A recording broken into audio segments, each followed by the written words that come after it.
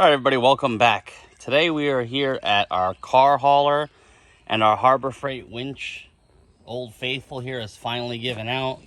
This is a 9,000 pound Badlands winch. This is the first generation old one that they had. We've probably had this thing about 10 years or so, and it just finally gave out. We thought it was the relay, but it's not. We replaced it. So we are going to go ahead and swap in this next generation one here.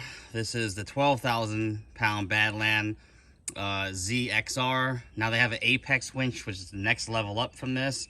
But since this is a car hauler, we just decided to go with another cheap one. It's about 350 bucks. So we'll get it out the box and see what it comes with. All right, there it is laid out. Comes with a lot of stuff. You get the negative cable, your mounting bolts, you get your fairlead hook, some zip ties, the fairleads for the cable, pretty long remote, your control box. What's cool is this includes an on-off switch, which the old winches did not come with, so that's an improvement. You have some positive cables and then a little short lead so you can connect the switch in between. So they thought of everything with this kit, and there's the winch, nice and beefy. So we'll get this one off and compare the two and take a look at it. All right, there's the old 9,000 pound winch on top and the new 12,000 pound winch on the bottom. As you can see, they upgraded it pretty decently.